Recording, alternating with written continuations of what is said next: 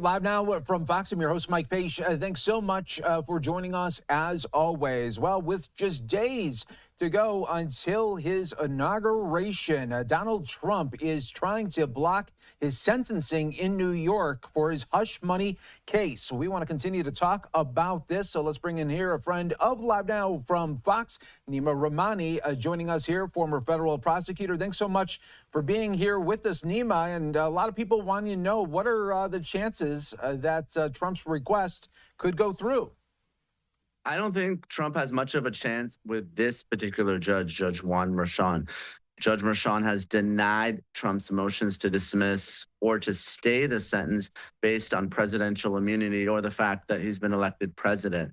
Now, Trump will certainly take his chances with the appellate courts, and that would be the appellate division of the New York Supreme Court. The Supreme Court in New York is actually the trial court. And Trump has had some success with the appellate courts in New York, not necessarily in this particular case, but in the civil fraud case brought by New York Attorney General Letitia James. The appellate courts intervened. They dismissed Ivanka Trump from that case. They reduced the bond amount that he was required to post for his appeal. So we'll see. Trump has asked Judge Merchan to stay or vacate the sentence. That means to put it on hold so it doesn't happen this week while these appeals play out. I don't expect the judge to grant that request, which means that Trump will have to hope that the appellate courts intervene and step in this week before Friday's sentencing.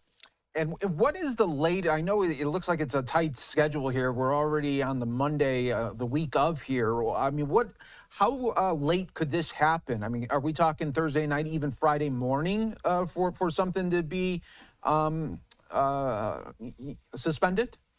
It's certainly possible. They will ask for a writ or an extraordinary remedy for the appellate courts to come in, because Trump's argument is that this is a constitutional violation. Of course, presidential immunity was something that was ruled by the Supreme Court last year, and it was determined to be very broad.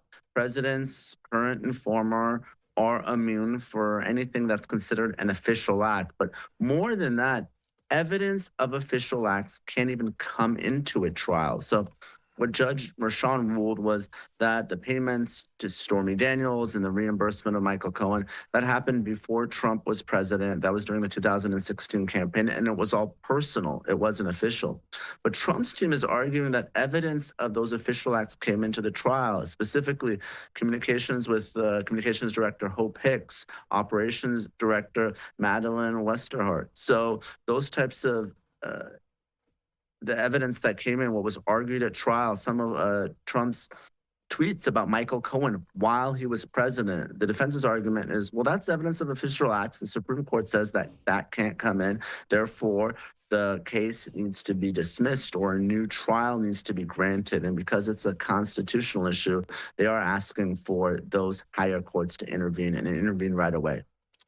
Now, what about on appeal here for Donald Trump? What would his odds be there for that after a sentencing does take place?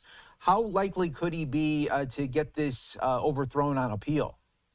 I think he has a decent shot on appeal because he has really three different bites at the apple. We talked about the appellate division, and that's sort of the first step.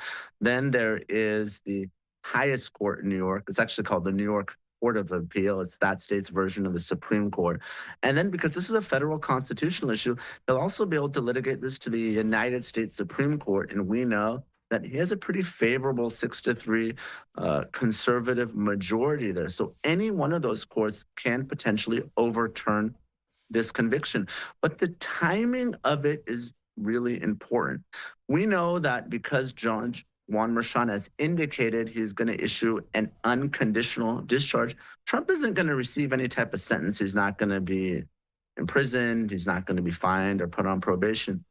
But Trump and his lawyers want those appeals to happen before he's sentenced, because once he is sentenced, Mike, he is officially a convicted felon, and that's what he's trying to avoid. And we've talked about those 34 convictions, but under New York state law and the law of most states, a conviction is not finalized until someone is sentenced and a judgment of conviction is entered. So Trump wants to have these appeals play out before he's sentenced, so he's not a convicted felon while this all plays out. Yeah, and definitely don't want those headlines going into inauguration there as well. Neama, while I have you, I want to talk a little bit about January 6th. We are on the anniversary of that, and we know that Donald Trump has campaigned on the fact that as soon as day one, that he would like to try to set free the people that have been convicted already in these January 6 attacks. How likely could that be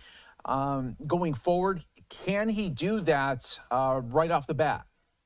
He can, and I think that even the judges who are handling these types of cases and the prosecutors of the Department of Justice expect these pardons to happen. And it's just a question of, will everyone be pardoned, or will Donald Trump take more of a piecemeal approach and, for instance, pardon those who weren't charged with any of the violent acts that maybe just unlawfully entered the Capitol building? But if you look at how the cases are being handled right now, there's trials, there's sentencings. They've all been put on hold because I think most people are taking Donald Trump at his word that these pardons will happen. And as we've seen with President Biden and others, the presidential pardon power is absolute. Donald Trump can absolutely pardon whomever he wants for a federal offense. So I fully expect to see dozens, hundreds of presidential pardons issued shortly after Donald Trump takes office. There we go. Neama Rahmani, thanks so much for joining us on Live Now from Fox and giving us some great updates. We always appreciate it, as always. Thanks for having me, Mike. Take care.